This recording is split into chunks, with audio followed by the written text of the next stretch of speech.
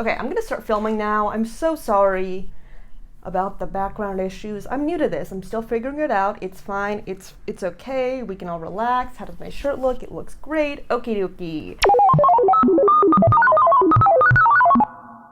Hello, my name is Emma. This is my show. It's about basketball. It's called The Shot Circus, but I'm in the middle of a rebrand. So in a few episodes, maybe it won't be called that anymore. Okay, so let's just get into this. Today's episode is about the week in basketball, and it's uploaded a little late, but it's fine because I'm covering more games.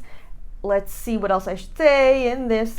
Remember to like, comment, and subscribe, and let's get started. Okay, now let's get to what everybody wants to talk about, or what I want to talk about every single day, all the time, constantly, and that is the Golden State Warriors. So we're going to start with the Warriors-Rockets game, which took place on the 7th of this month,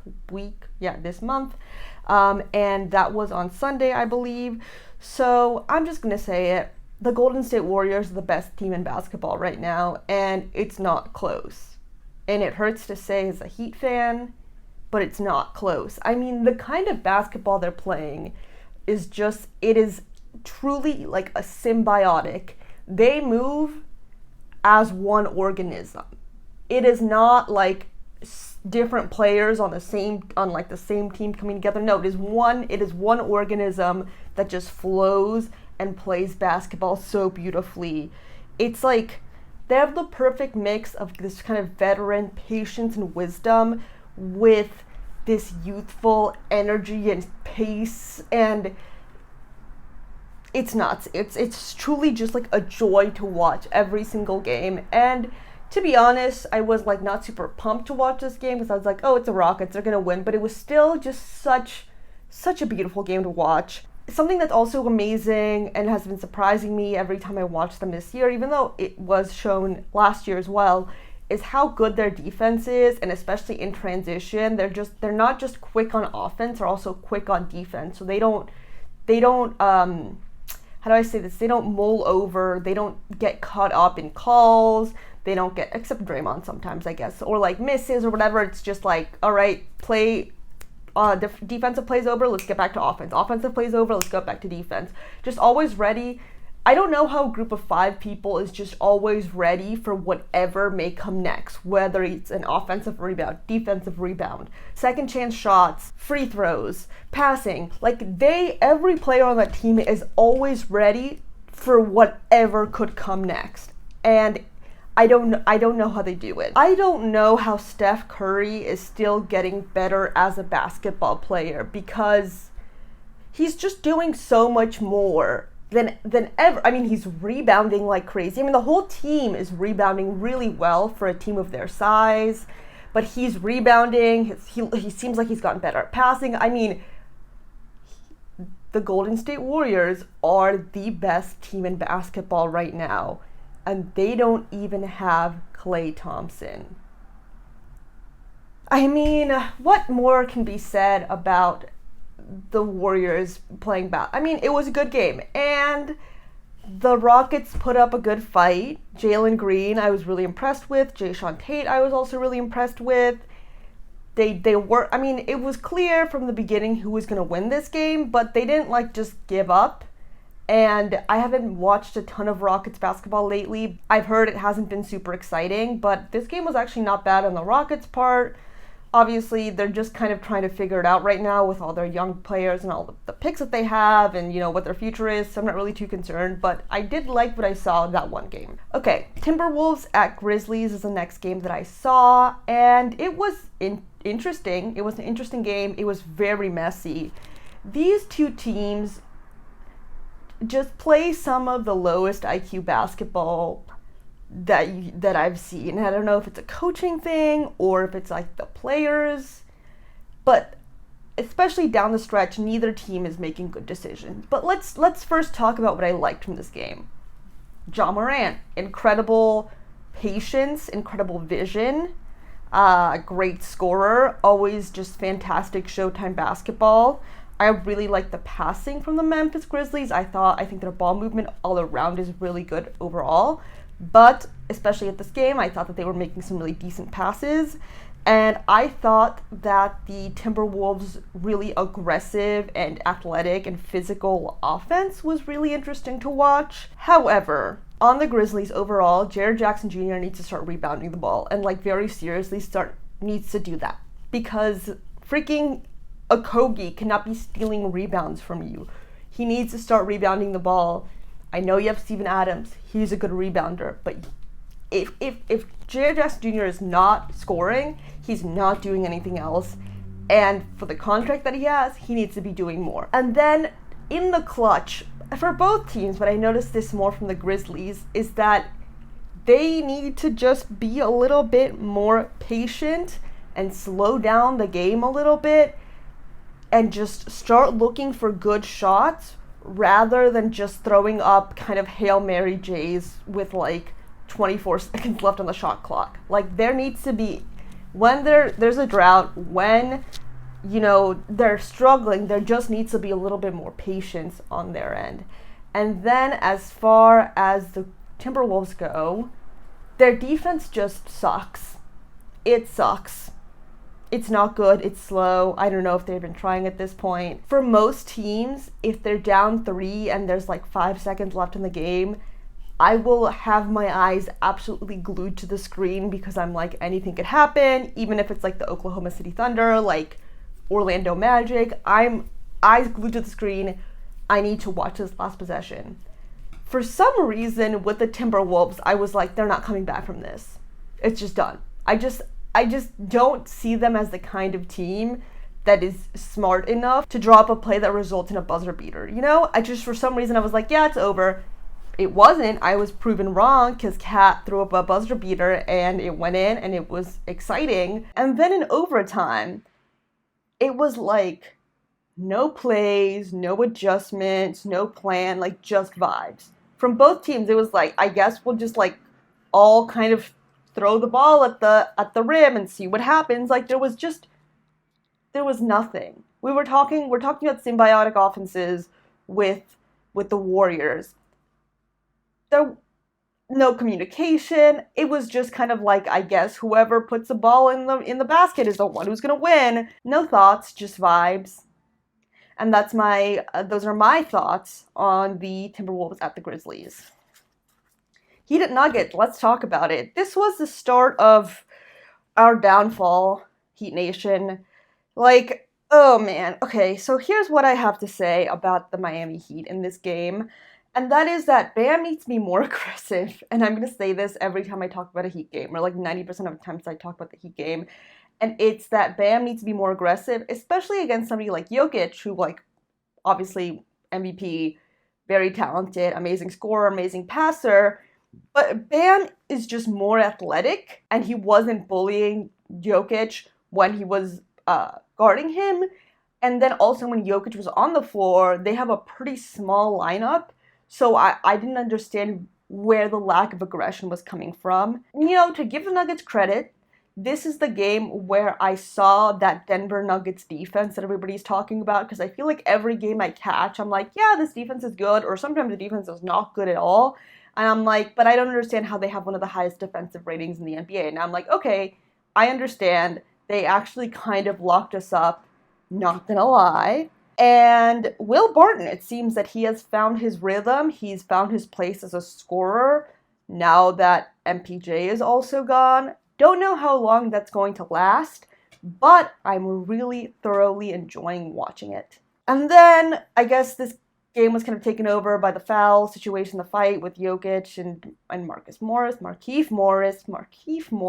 And at first I was really fucking mad, to be honest, because I was like, excuse me, you nearly paralyzed a man for just doing a take shot.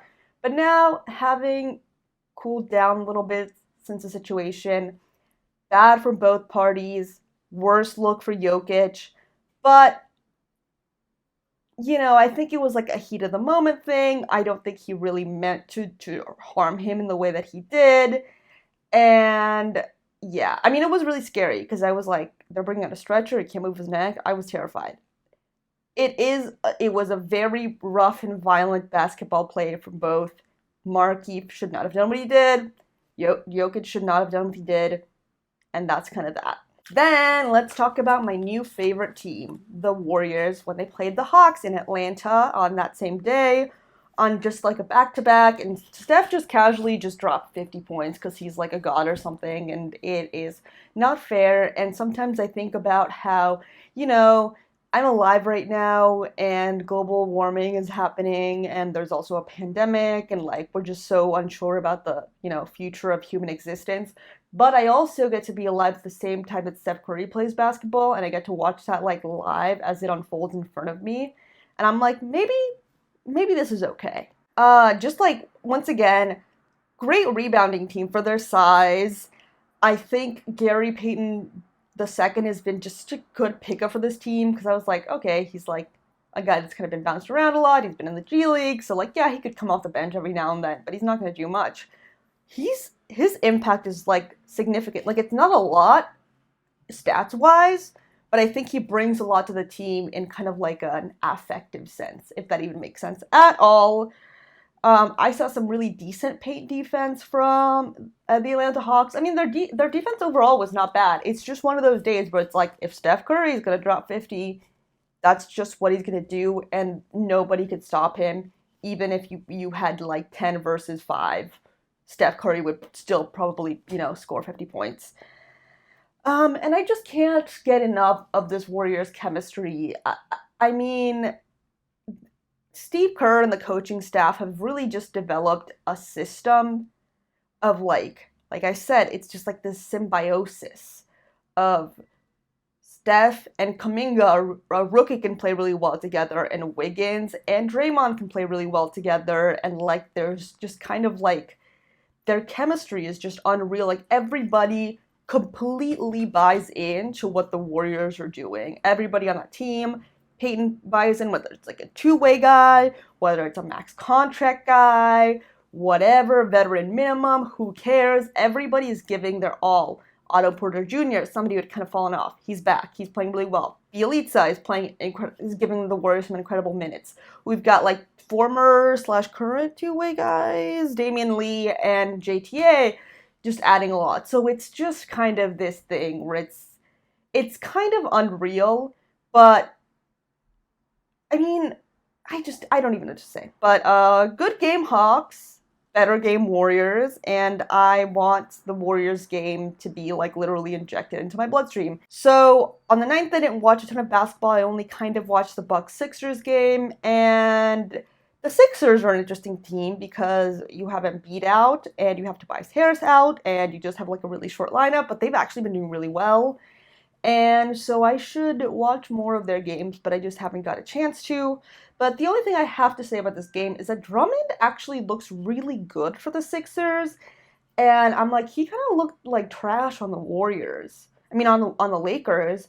And then I was thinking about like Montrezl Harrell and how he's doing really well in Washington. But when he played in LA, he also was playing not well. Something to think about. This is great. The Heat at Lakers on the 10th is another game that I watched. I did watch it at a bar. The sound was not on, and I was drinking. So my reliability on this narrative, unclear.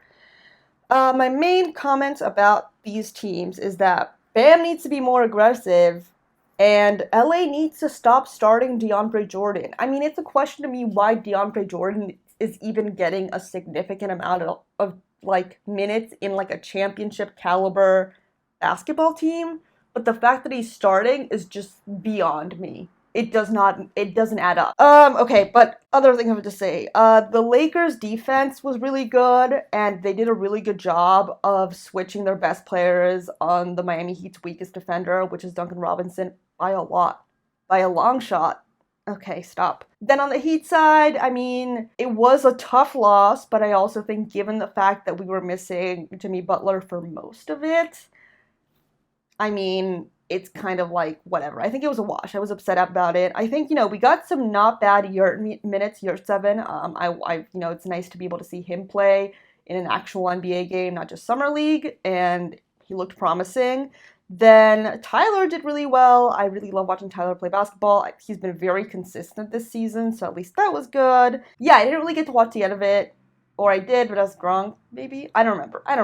Don't hold me to this. And then on Saturday, the best game, that I got to watch, which I don't think I watched live, but I watched it Sunday morning, was Boston at Cleveland. And Evan Mobley needs to have the key to the city of Cleveland. He needs a statue built outside of Rocket Mortgage Arena or whatever the fuck it's called today, right now, immediately. His defense is phenomenal. He has like an incredibly smooth jumper for a fucking 7-footer. He is so quick, and he's also like so good at blocking. Like, did you see that block on Tatum at the rim? I bet Jason Tatum's getting tired of getting blocked at the rim by generational bigs. I'm just saying, it keeps happening to him. It keeps happening. And like, once he gains some muscle, it's over. It's done for everybody else. It's done. He's the next best big in the world, in basketball history. I'm calling it. Evan Mobley aside, Jared Allen is really good, and I love him. But Jared Allen and Evan Mobley aside, let's talk about how each team did, and my comments for each team. Boston needs a playmaker, and they don't have one because Dennis Schroeder, while he's a point guard, is not a true point guard because that was not really expected from him in OKC with Chris Paul or in LA with LeBron. So they just need somebody who's handling the ball either in clutch time or when they're in scoring droughts to make sure that players like Jason Tatum are getting easy looks, and the team as a whole is just having an easier time scoring and having to take less complicated shots. But there's not that. And that is frustrating because there's also not a whole lot of communication, and that is not fun to watch as an enjoyer of basketball. And I think that both Gordon Hayward and Kemba Walker, I mean, obviously they're gone. They left in free agency, but other than that, they also struggled with a lot of injuries while on the Celtics. But I think they added some more of that patience, that communication, the playmaking, and that's completely gone. And that's why the Celtics look like a mess, especially in the fourth quarter. They've gone to so many overtimes. It's not even funny. It's not even enjoyable. You know, it's kind of like, all right, Celtics are in overtime. Whoop-de-doo. And the rebounding is really bad. And the only positive of this team that I'm seeing right now is Robert Williams. He's the only one going up for rebounds that I'm seeing. And I think he would make a really good power forward with a good big. But right now, their big options are Cantor and Tristan Thompson. So he has to play the 5. But it is what it is. And then on the Cavaliers side, this team truly has no quit in them. They don't care how many points they're down by. They don't care who they're playing. They're going to just ball out. And they're going to try. And that's why they're so exciting to watch. And I was wrong. I thought the Cavs were going to suck. I was not going to watch the Cavs. But now I'm really going to watch the Cavs. And I'm going to watch the Cavs-Boston Celtics rematch tonight because of how much I love Evan Mobley and Jared Allen. And I just think Ricky Rubio is the kind of guy that the Celtics need on their team because he's a guy with like lots of patience. He's a creative scorer. If you need him to score, he can score. If you need him to pass, he can pass. He just adds a lot of like wisdom to this young team. And I am just very impressed by them post-Sexton injury because I thought that they were kind of done for, but they're doing well. And eventually Lauri Markkanen's going to come back, and then eventually Kevin Love is going to come back. Who knows? But really impressed by the Cavs. Can't wait to watch more Cavs basketball. I'm from Ohio now. I'm moving to Ohio just so I can watch Evan Mobley play basketball. And can you guess what's next? Heat at Jazz on Saturday. Good win for us, but I'm still concerned about the Heat.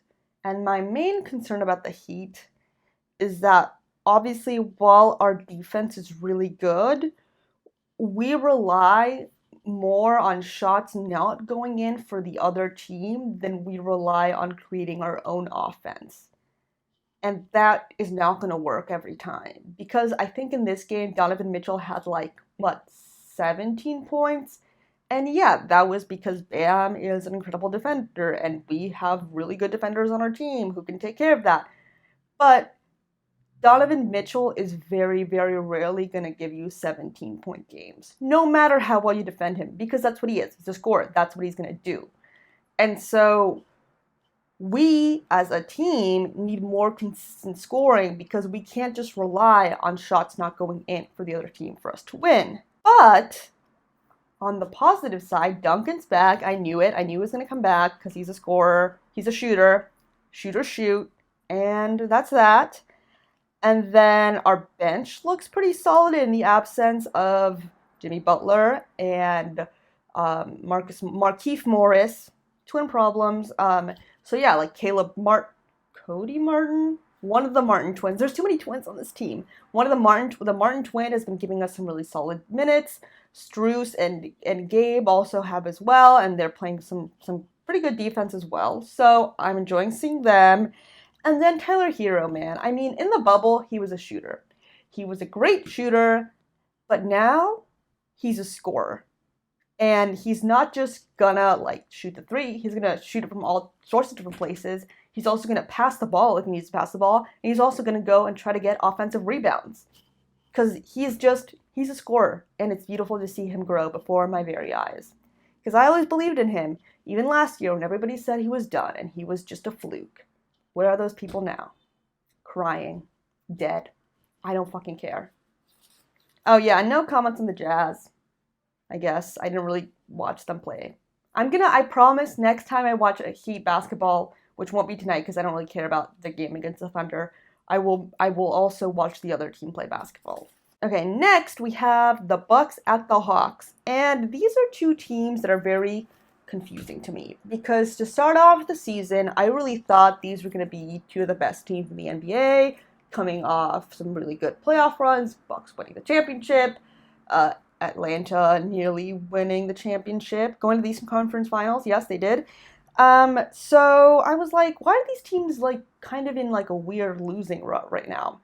And I think I've kind of figured it out. I think with the Bucks is that I think that they're really missing Chris Middleton and his offensive abilities, and Brook Lopez's rebounding.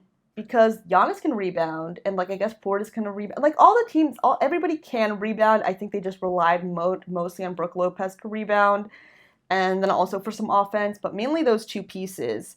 And then Hawks, I think they're figuring stuff out because while they did really well last year, they also had a lot of injuries. So I believe like Cam Reddish was out and Clint Capella was out. So they were kind of dealing with, the team as it stands now is not the same team that went to the Eastern Conference Finals. So I think they're figuring that out right now.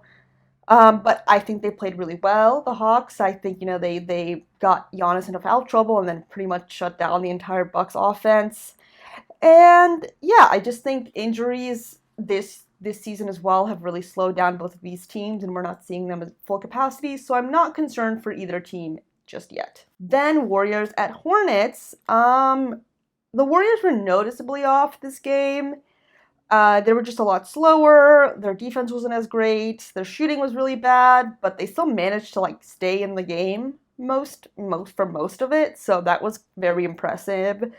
And just I don't really take a lot of notes on this because I was really in the game because it's just so exciting to watch close games with two explosive scorers against each other. Like we have Steph on one side and LaMelo on the other side, and it's like you can't take your eyes off the screen because like any given moment somebody could shoot straight threes and like get the lead to be really high, or it's just so many lead changes in this game and it was just going shot for shot. And then LaMelo, I mean, at the end of the day, LaMelo won this game because LaMelo's shooting was off the charts, but it was just like, it's a kind of basketball that you have to watch at the beginning of the first quarter and then like keep your eyes on for the entirety of the game because it's not ever over with two players like that. And just really fun. And then last but not least, the Chicago Bulls at the Los Angeles Clippers. I mean, mostly what I have to say about this, even though the Bulls won, is just DeMar DeRozan. Here's the thing, like DeMar DeRozan, I thought his best days were behind him. I thought like post like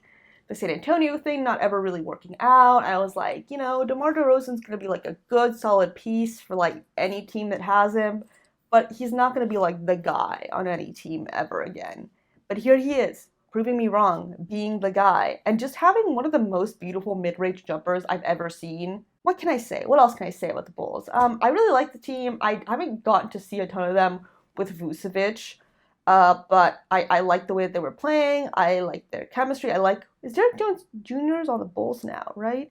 His defense is really good. But yeah, Zach LaVine, great scorer. I think sometimes he's trying too hard to be flashy and make like a fun, cool highlight shot instead of taking the smart shot or even making a pass.